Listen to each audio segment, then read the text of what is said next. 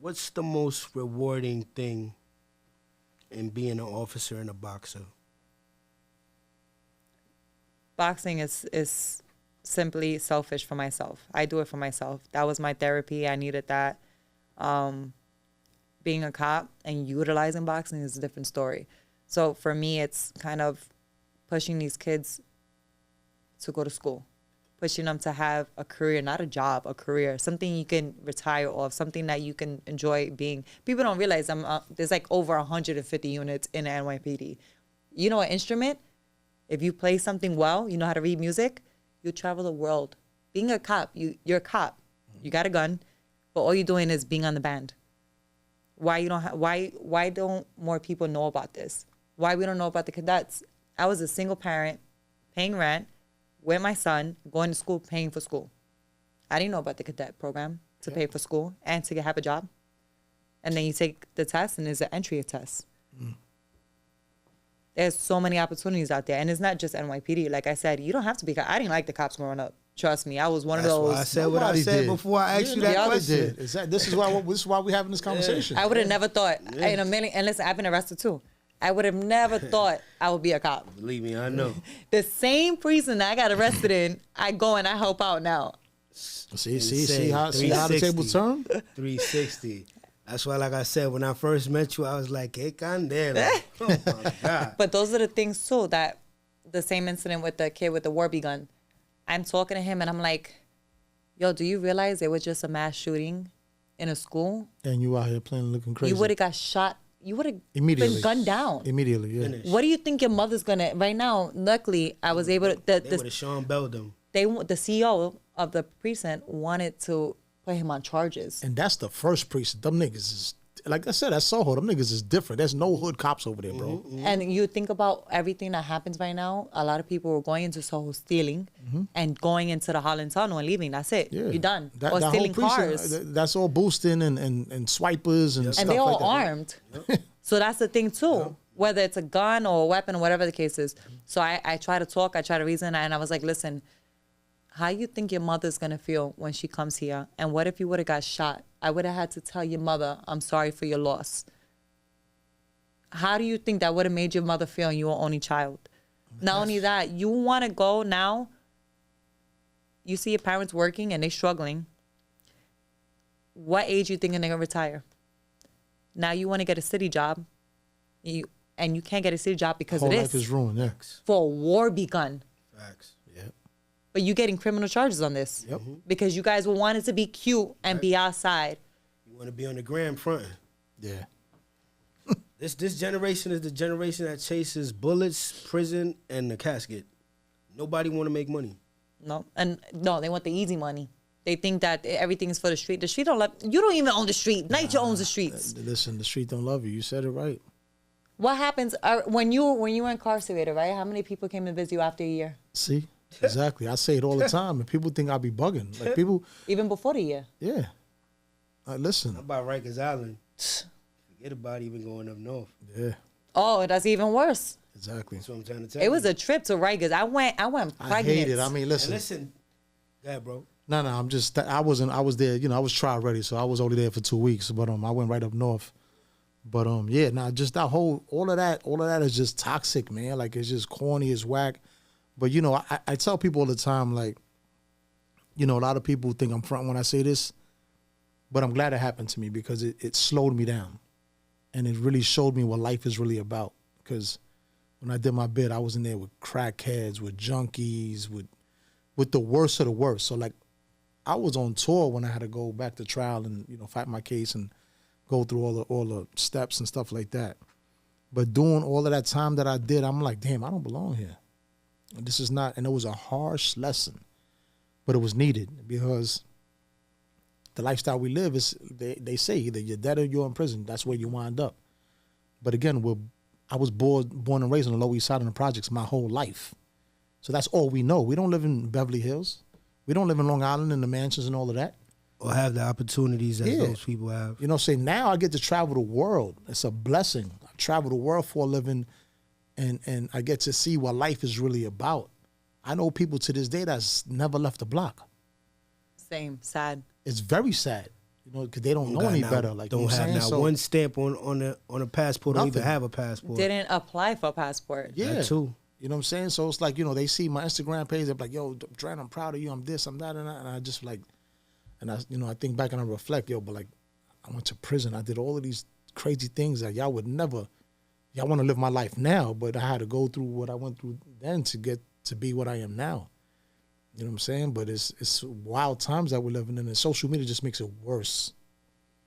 You know, people just do what they do for social media, and it's wild. It's just crazy. They're living a fake life, but think about it. Exactly what you say. You decided to take a different route. Same thing with me. Same thing with you. We could have been still on the block. I could have never applied for a test. I could have. You know what? I'm gonna live off the government. And don't get me wrong. 17 years old, I have food stamps. I was on welfare. They were like, "Oh, go to work." I ended up getting the job with the school. Then I'm making $50 more than what I'm supposed to on welfare. They took everything Cut off. you off. Crazy. Yep, that's what they love to do. If you need those resources, that's beautiful to have. Yeah, but it's a trap. Because they want to keep you there. They keep you comfortable. Yeah. It's a trap. You know what I'm saying? Like, I used to live in NYCHA. Like, it's a trap. Like, yeah, you want to pay $300 rent. Of course. But and then, get food stamps. Yeah, but it's a trap because when they want to keep you there. You know what I'm saying? And it's like a Crabs fucking in a wheel. barrel. Yeah, and it's like, or a hamster. You know, back then you thought it was a cool thing. Like, you know, I live in a project. Now it's like, you live where? Nah, I'm good, bro. Yeah, I'm not gonna pull up. Yeah. Nobody's scratching my car. Yeah, I'm all the way good. And then again, even that, like, you know, they broke into my car 3 times. I'm like, you can't have shit. You about to have more charges. You catch a person You know what I'm saying? digging through you, one of these crackheads. Listen, You know what I'm Rihanna saying? could be in whatever project in New York, and she good. Yo. And I love Rihanna. Forget that. But Champ, let me ask you this: so, how did the I Can and I Will program come about? So that was with another trainer in the Bronx. Explain to the people what that is real quick. Oh, I Can, I Will was the boxing program we were doing in the schools. And this was before I went into NYPD and I had the extra resources to really go and expand. So it was strictly in the Bronx. And it was just utilizing boxing. It was non-contact because of the schools. They had a big thing about it. Like, you see a lot of them don't even have football as much. Right. And, you know, it feels like the more years that pass, like, the softer the community is getting. And then that's why we have a lot of people that are acting out. They don't have these outlets. So when I went into NYPD, then we started utilizing the cops and kids because now it's more renowned. I'm able to do it citywide.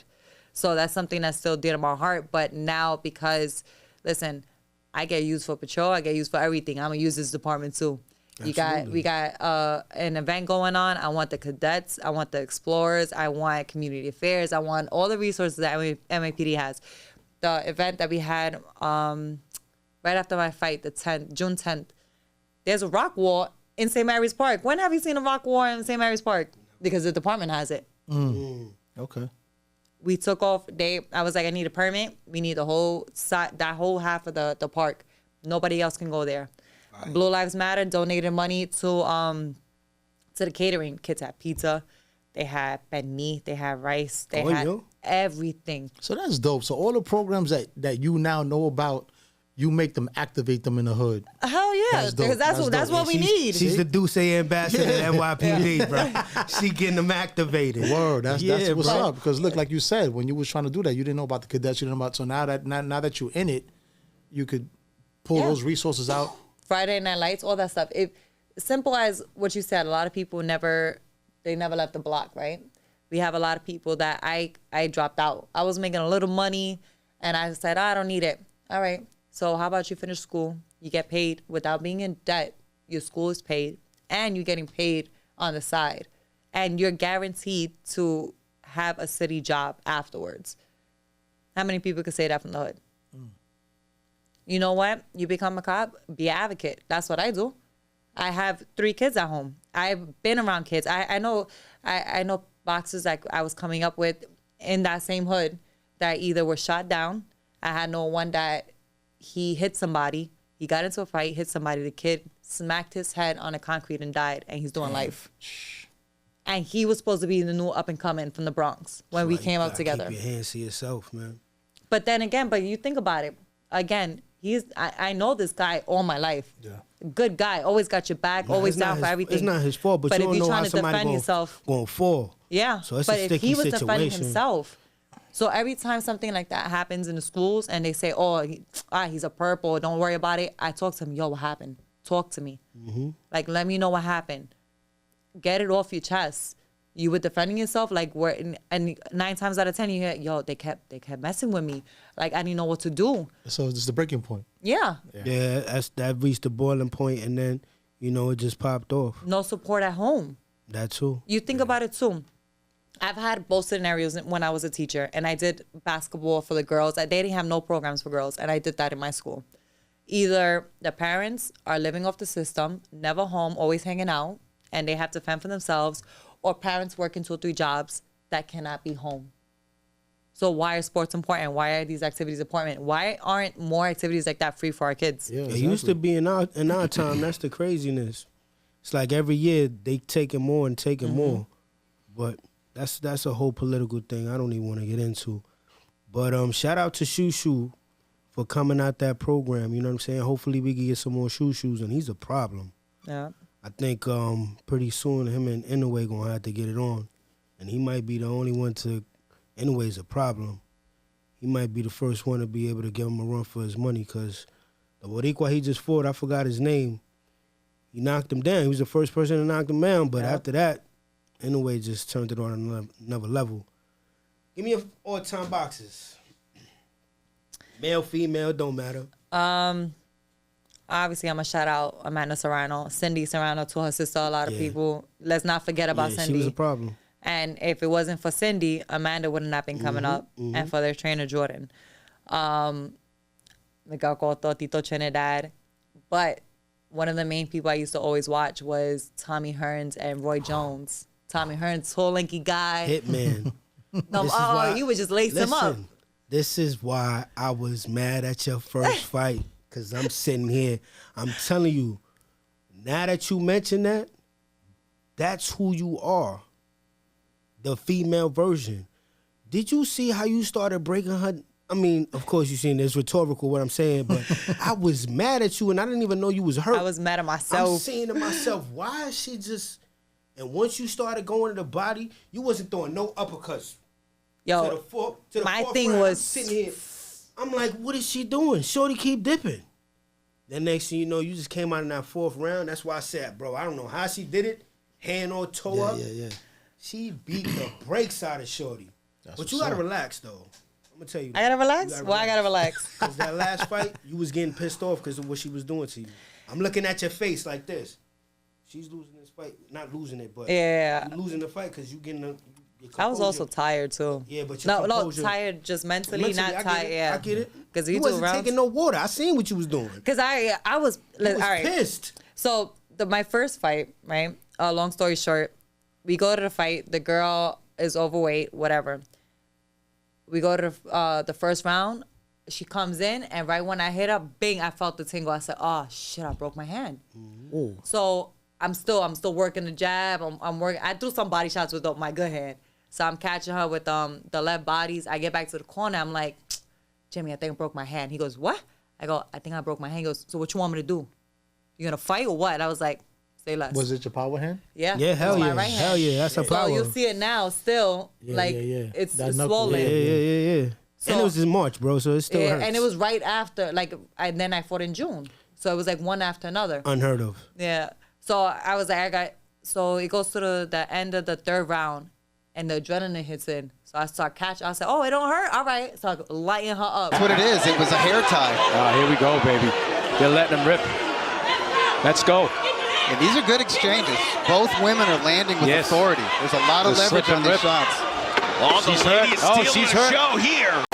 Yo, we take off the glove.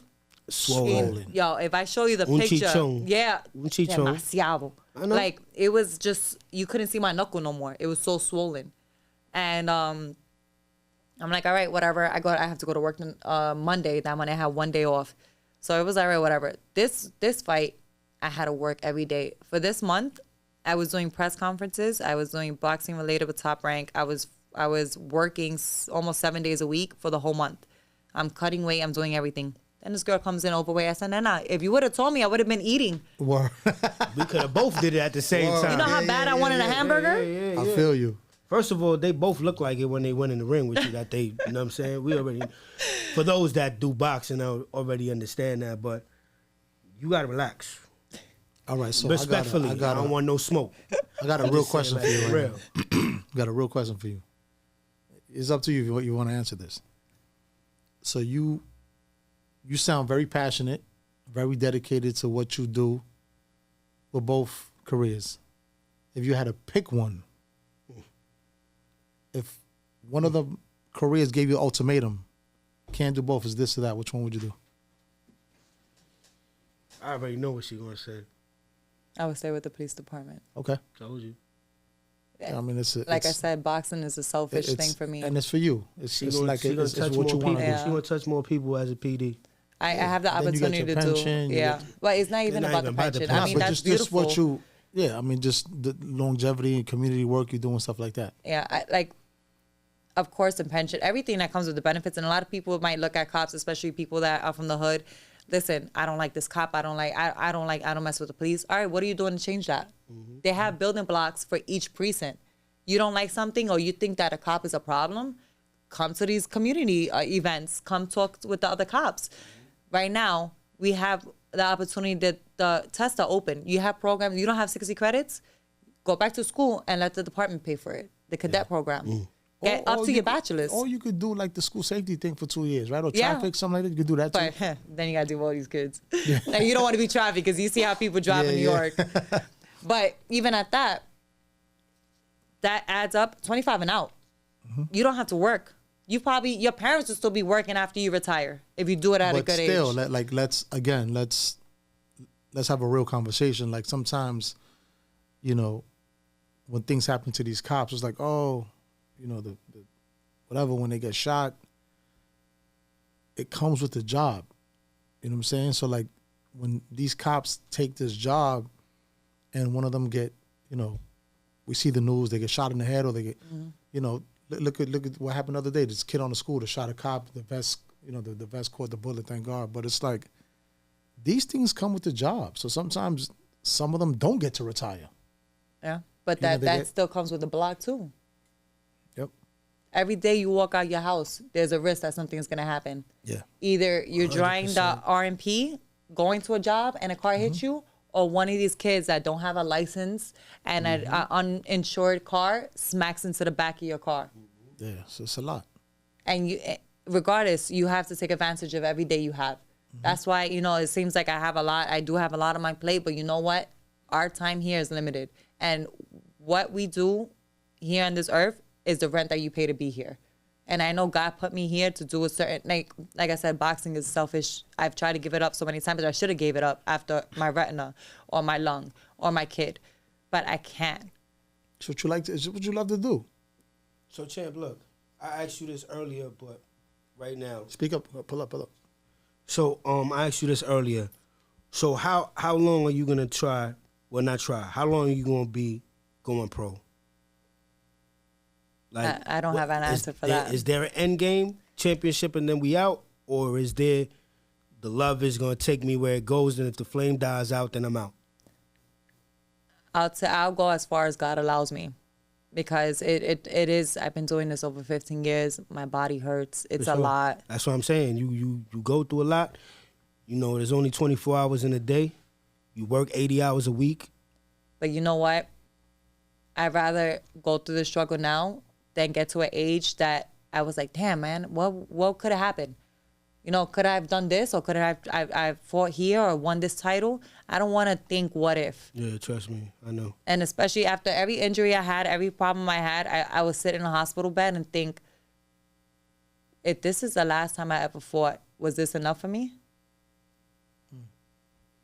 So, I mean, clearly the department supports what you do because it's you're doing it. Yeah. And it's working right now.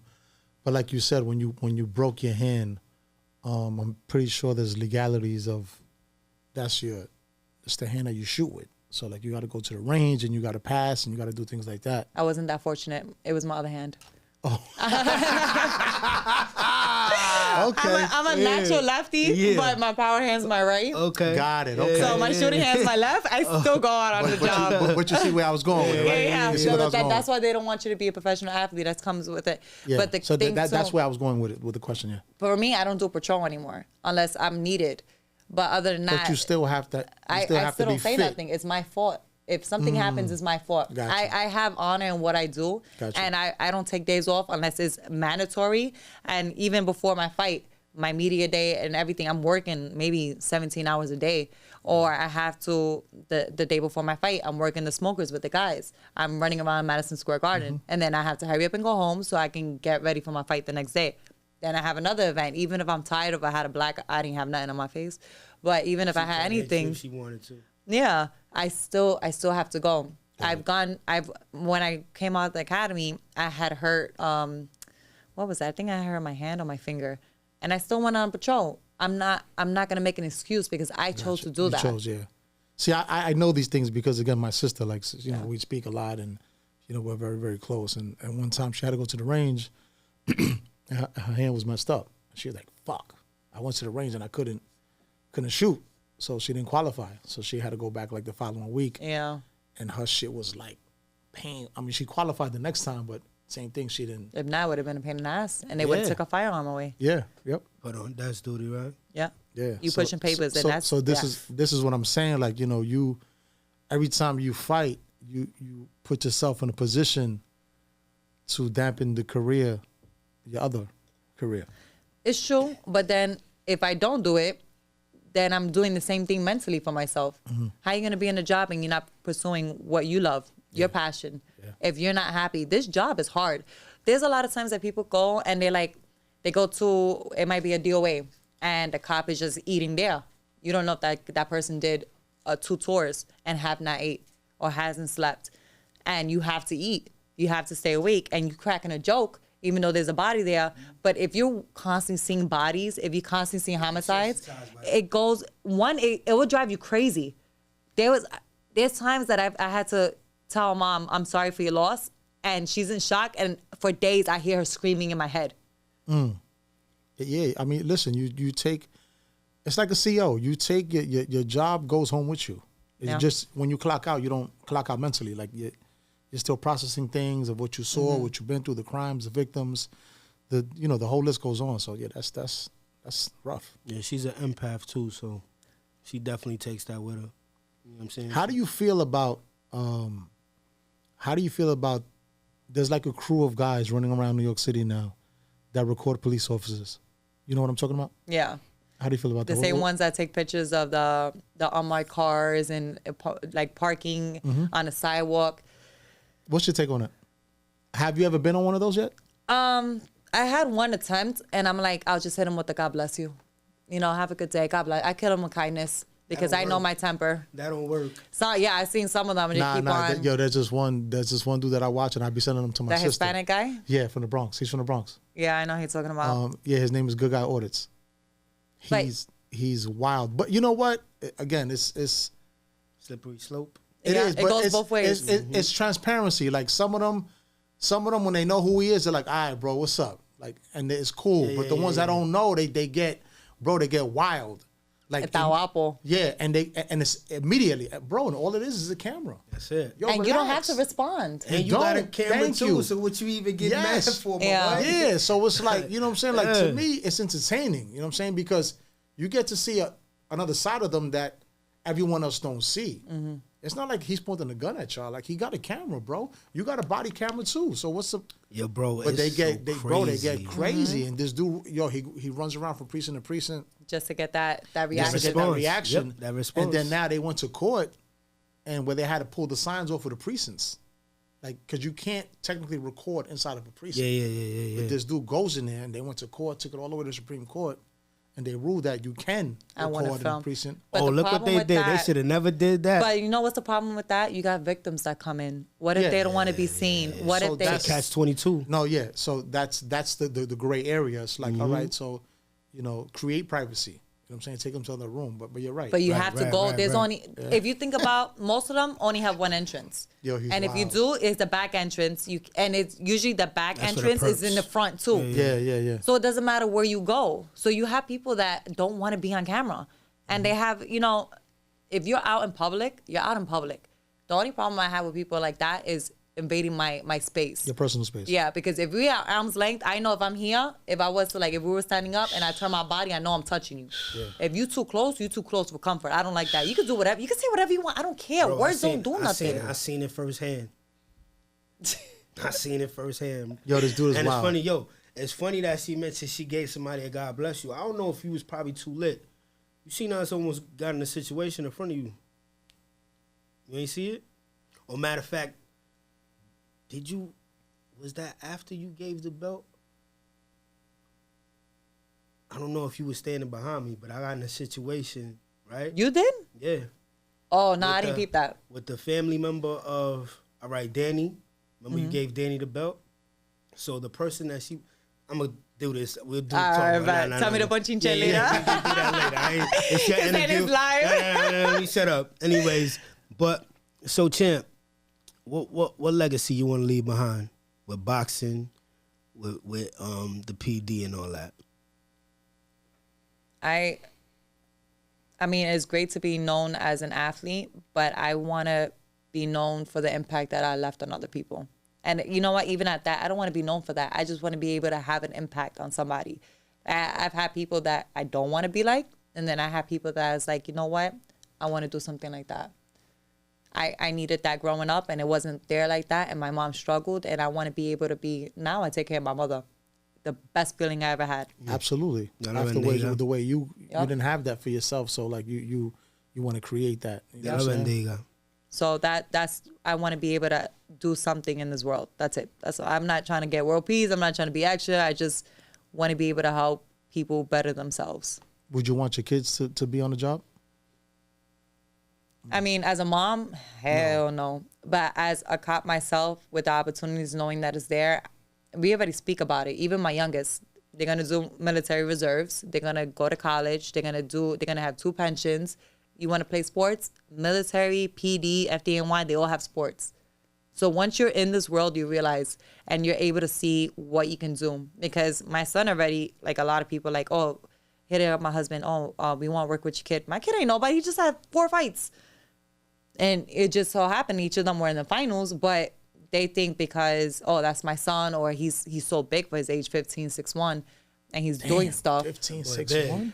You should see what I spent on sneakers. Wow. A size 11 sneakers. You want to hear the funny? You want to hear the funny? 15, 6'1", Yo, let me tell you bro. the funny shit, right? So she's over here, showing him to, was that your old trainer that we was talking to, or you used to fight at his gym or something like that? Yeah. So yo, she's over here like, yo, look at how big he got.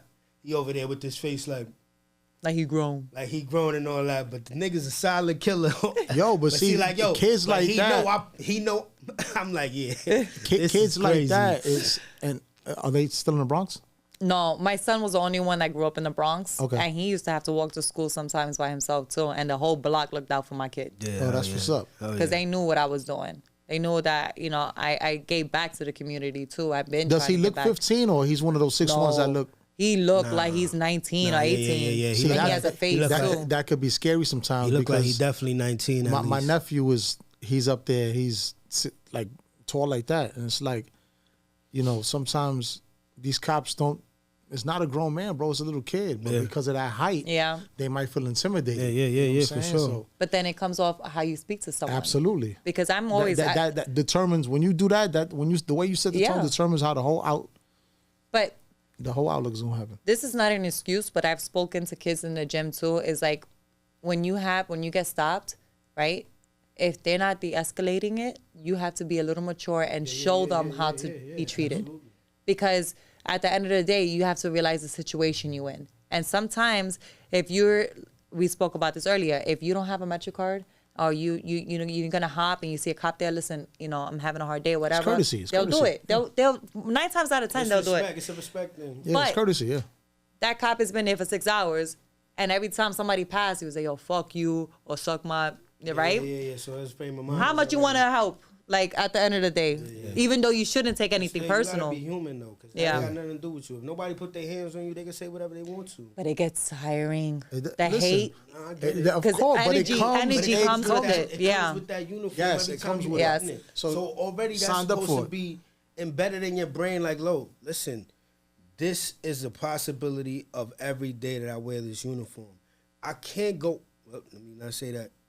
A cop should not go into it already having feelings. Like, there's no reason for you to have those type of emotions when you know that's what you signed up for. That's 100% true. 100%. I don't disagree. But again, the person in his uniform is still human. So if someone is trashing you every day and you on that block and you're not, usually your sector is your sector. The same people going to see you. Every day. You know, you have bad days too. Yeah, absolutely. And it's not an excuse because it's the same thing goes for teachers, for nurses. I know we've all been to a hospital where a nurse was real stanky and it's like, listen, this is not the place for that. But they're human too. Again, same thing as parents. You don't know what demons they're dealing with. Maybe Yeah, but it's like what you said earlier about what you teach your kids though. Let's say, for instance, I'm an officer. Somebody comes through every day, this, that, and the third. I'm having a bad day. Yo, fam, let me talk to you real quick. What's the real issue? You ever seen me do anything to you? You come through every day. It's the way you approach a situation that could de-escalate the situation. It don't matter if you having a bad. I guarantee you don't be on that type of time, and nobody brings that because your energy doesn't bring that. You see what I'm saying? So the energy, same way when you walked in and I told you, you see how the universe works? Look at the conversation we had because that's the energy that we project.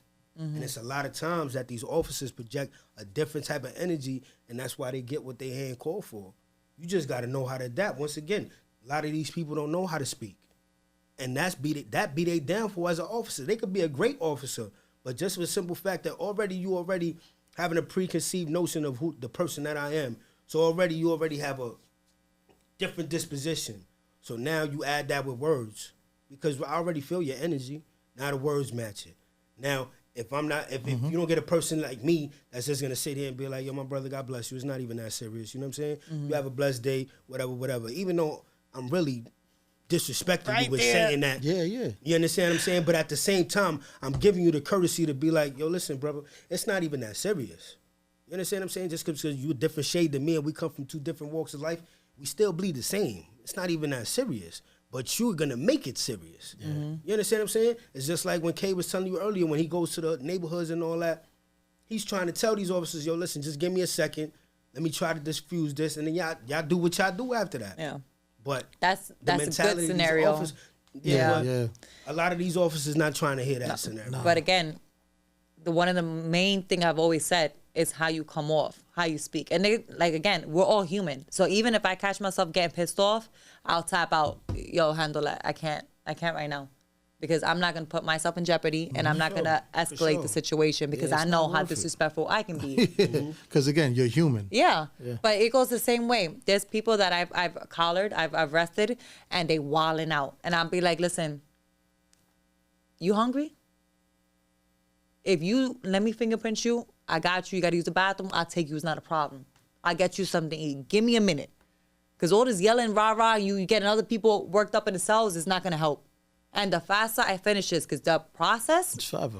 oh my God. It's forever. It's ridiculous. So let me do this. Let me get you out. You don't want to be stuck here. I don't want to be here. I want to go home. I ain't trying to do this paperwork. Yeah. Because it's like, even if you steal like one piece of candy bar, that's 100 pages right there.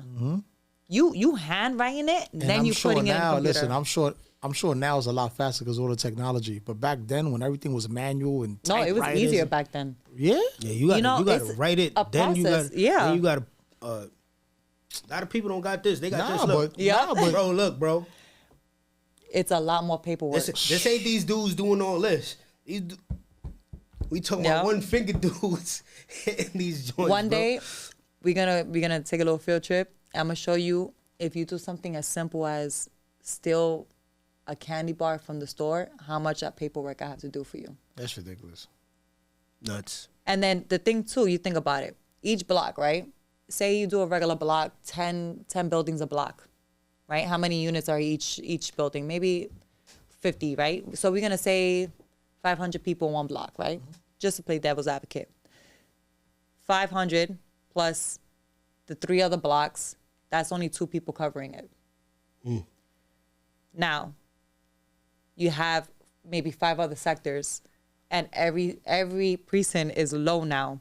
So they either doing a double, they either coming on the days off, and this all plays to mental health. Yeah, they tired. So why you get short fuse, and it's not an excuse. Yeah. It's not. But then you got people. Do your job. Yeah. You got people complaining why the cops are making so much overtime because there's not enough cops. Listen, nobody wants that job anymore, man. Like it's just They not. bringing down the standards for that. And they're not protected anymore. Like back in the days, they should be protected. Like it's a lot. It's a lot going on. Like they could go after you personally, right? Yeah. See, back then they were protected. They had that wall, so you could different beat now. somebody's ass. Yeah. They don't want no smoke with that. Yeah, the city got to eat that. They pay. Now you beat someone's ass, nigga. They gonna take your house. They take everything. By yourself. Or you get Personally. assaulted. If you're a cop, you get assaulted. That person's still going out the next day. Yep. So why am I gonna put my life in jeopardy? So this is That's why. I say, This is why a lot so of them. hot for my dude. Just relax. Bro. yeah, It's not even you worth gotta it. know when to. But this is why they all look another way. Like, you know what? I'm going home. I got But then family. that becomes integrity thing because your job is to uphold the law. Yeah. What's your pride looking And like? you have discretion for it too. If a kid is coming out of school and he hops a train, I'd be like, yo, are you serious? You see me right here. You have no respect? And if they go rah, rah, rah, I'll be like, give me your ID. If they be like, I'm sorry, I'll be like, all right, go back out. If I see them walking out, come here, bro, go through the gate. Like, it comes off the same thing. Yeah. But some people don't have, it becomes now because they know that if you assault a MTA driver, if you assault a cop, if you shoot at the cops, what happens? So then cops are too, like, what happens is, like I said, I'm not going to get political. It's a double-edged but sword. It becomes a war between us. And if we're not from the community and from the department and people that are from the community trying to work together, like doing, bringing these resources, or like, yo, something happened, I want to go talk to somebody, or how do I get out of the situation? Then it's going to have a gap between both of us. There's no bridge to overcome. There's no coming together. There's no unity until we decide as a community, you know what? We're going to take more tests. You know what? We're going to go into politics or to law. We're going to be the difference that we need. We're not going to wait for other people to come and tell us what to do when they never been where we've been at or never been through what we've been through. Have you ever been, and I know we're going to cut this short because it's been going, but have you ever been in a predicament where, because now, again, because of social media, you see all of these things that happen with cops, and some cops are good, so there's good apples, bad apples, that whole scenario. Have you ever been in a situation where you saw another officer do something out of line, and you're like, yo, bro, what are you doing? Like, where you had to check them, like you bugging, like, nah, we don't. Not serious, but Because for the majority of the time, like, a lot of the cops go down because one of their fellow officers bugged out and didn't stop them when they should have. And they gotta wear and whatever it goes all over the media, and you see, the cops not doing nothing while the one cop is bugging out. Like, I seen it one time on social media, and it bugged me out, where one cop grabbed him, like, yo, what are you doing, bro? What are you doing? And like really like grabbed him and like, like, bro, you bugging. Like, you're not thinking, like, what the fuck is wrong with you? Have you ever been in that? nothing to like the extreme where it will be something that you can put on charges or that will go viral. But as simple as, yo, you coming in hot. Like, I got it. You know what? Talk to this person. I got it. Okay. And it would defuse the situation. It was nothing that serious. And I'm fortunate because that's something, like I said, I have brothers. They were, I have sisters. I have my mom. And I've always gone to every job like that might be someone that family. Is related to me. Yeah. And you think about it too, a lot of people don't realize, both the department and, civilian wise, if you go to a job, you're the last option for that person. Mm-hmm. They called you because they need you. So if you come in like, what's the problem? Or like whatever, it's like, nah, how can I help you? Even if you're having a bad day, it's hard. Sometimes you got to put whatever was going on, from your marriage, your kids, your family, your own problems. And it trust me, it's hard, especially when you haven't slept and you work 7 days a week for 3 weeks. It's hard. But then it's like, you know what? That's why I pray on it. Whatever your God is, whatever your religion is, you just pray on it and then that's it. But there's people that don't know how to do that yet, and that comes with time.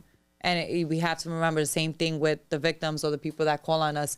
they're only human too. So if they coming up rowdy, you don't know what happened. You got to find out. So when you go to these situations with a lot of people, what's the one thing they tell you? Back up, because now we coming in blind. We only know what happened on the phone. Yeah. We don't know who's carrying. If everybody's swimming, so if everybody is on the fence, because you don't know if that's the day you get shot, God forbid, or someone attacks you, or someone's having a mental problem. That was another big thing I had to deal with in Manhattan. People cutting themselves, people trying to cut other people assaulting other people. You don't know who's in a mental state. Yeah. So, cops do be on edge because that's what you're dealing with every day. Then the whole thing with the migrant shelter, people don't realize what's going on in these migrant shelters. It's crazy. It's crazy. Yeah, it's a lot. Listen, I just say, being privy to what you guys do and being locked up, going through the system, dealing with NYPD, having family members on the job, being incarcerated, going on trial. Like, there's a lot of elements to this that I know. You know what I'm saying? And like my biggest thing is like when I went to trial, all of us, like when we get a letter from jury duty, first thing we do is throw it out or try to duck it and try to not go. And every time, like, I advocate for this and, I do my speeches and my interviews, I tell people, don't throw those jury duty notices away, because that person that's on trial could be your sister, your brother, your cousin, your nephew. Your son, your daughter. Your son, your daughter. And then I'm calling a spade a spade. When you go to jury duty, especially in Manhattan, people complain, I had an all-white jury. You know why you had an all-white jury? Because everybody from the hood that got that notice in the mailbox didn't show up. Yep. And I had one lady in my trial. I had 3 hung juries. And, she saw me in the street after, and she hugged me and she started crying. And I'm like, my head's standing. And I'm like, what's wrong with this lady? She goes, God bless you. Like, I know we're not supposed to be talking. I said, no, you can talk to me. The trial's over. You can't talk to me during the trial. Like, let me know what's up. Like, and she was just crying and crying. She goes, the whole time you were on trial, I looked at you like you was my nephew. The cops fuck with my nephew all day. He's from the projects. You're from the projects. I'm listening to your story, and I looked at you as my nephew. Look, my head's standing. She goes, there was no way in the world I was going to find you guilty. And I said, Ma, thank you. I gave her a kiss and a hug, and she just ran off. Saved my life. One person. She hung the jury. Crazy. Because she understood how the projects work. All 11 of them jurors that were white, they don't understand where we come from. The dynamic is the minute we're in the courtroom sitting at this table, we're guilty. That whole role play shit is all role play. They put the cops on the stand. We all swear to tell the truth. They lie out their ass. Like, it was crazy. Like, like it's the simple things. I always drove a Lexus truck, always. And it's a blatant lie. Oh, how did you know the car was running? Oh, the keys were ignition. The car was on. My lawyer goes, well, he has a Lexus. There's no keys. It's a push to start. What do you mean the car's running ignition? It's shit like that, though. It's little minor details that could just send us up north for 7 years. Yeah. Because whatever cops say, people believe them. We're the criminals. They're not. That's it. But you just lied on the stand, bro. Nothing happened to you. Guilty but you till put your hand on the proven Bible and you swore to tell the truth, and you just told 12 jurors that the keys were the ignition, and my shit got to push the start button. And one lady, for hours, because when you deliberating in the back, and they are on you. They go on and they don't let the shit end. Yeah. And they come back, it's hung. We can't. And the judge be like, nah, you swore, you got to go back there, keep deliberating. Yep. And then they come back again after like the 3rd or 4th time. They're like, yo, there's one person that's just not changing their mind, and it was that one lady. And she goes, I looked at you like you were my nephew, and I'm not going to let them do what they did to you, because she stood her ground. My nephew is in the position that you're in now. I said, I don't even know this lady. I love you, and thank you. And I had freedom for like another 7, 8 months. Went to trial again, they smoked me. Yeah, we need some more people. So, it's important, like that element. That's why I say what I say. That element is very, very important. Like, we need to like keep showing up. Like, yeah, they want more Black and Latino cops, but it's as simple as more Black and Latino jurors. That's why I said everything: lawyers, yes. medical field, everything. Yes, yep. You know what I'm saying? Councilmen. We need to advocate for ourselves. Yeah, 1000%. Nobody's gonna do it but us. Yeah. But Champ, Queen, Sis, I already know what this was gonna be when we set it up, and I just appreciate you. I salute you. You're in my prayers. Anytime you need me, if you need me to pull up with a camera, It don't even matter if you need me to come through and just be there as somebody from the streets to be able to identify with these children. You need me to hold the mitts for these kids. It don't even matter. You know what I'm saying? We gonna be here for whatever you need. I'm just a phone call away. Thank you. I appreciate it. I'm gonna hold you to it, especially the mitts. I need help. Listen. It's a dope interview. This was different. This was different. I love it. We need this because absolutely. it goes from both perspectives. Exactly. Listen, Yep. let me tell you something, champ. He didn't know what he was getting into. He sat here and was dead ass saying, I'm going to just be quiet the whole interview. I said, bro, you don't even know. You understand what I'm saying? Shout out to your husband. Shout out to the kids. Shout out to everybody that runs the program with you. We need this. We need you. You understand what I'm saying? When he asked you that question, which one you was going to pick, I already knew. When you listen to this, when I drop this video, you going to be like, oh, yeah, he said that. Because I already knew what you was going to pick. You know what I'm saying? Because your spirit speaks of that. Your whole aura and your whole energy is totally different. You know what I'm saying? And I hope God keeps you protected because you're needed out here for these kids. Thank you. You know what I'm saying? So with that said, La Madrina, it was a pleasure. Thank you for Real having quick, me. are you on social media? You want to shout your socials or no? I mean, I am. Like I said, I don't do this for my clout. The one thing I'll put is for NYC Cops and Kids Boxing. Okay. We're a non-for-profit, so everything that we do with the kids, every report card that you have 90% or more, you get $50, no limit. At the end of the year, whoever has the highest grade overall average gets $1,000, and they get to meet the PC. We do resume building, city exam prep. We do everything that should have been in our schools. And that should be in our schools, we're doing in the gym. Okay. And we're running that off volunteers. We're running that off donations. So, listen, I don't need no extra people. NYCCopsandKids.com or NYPDBoxing.com.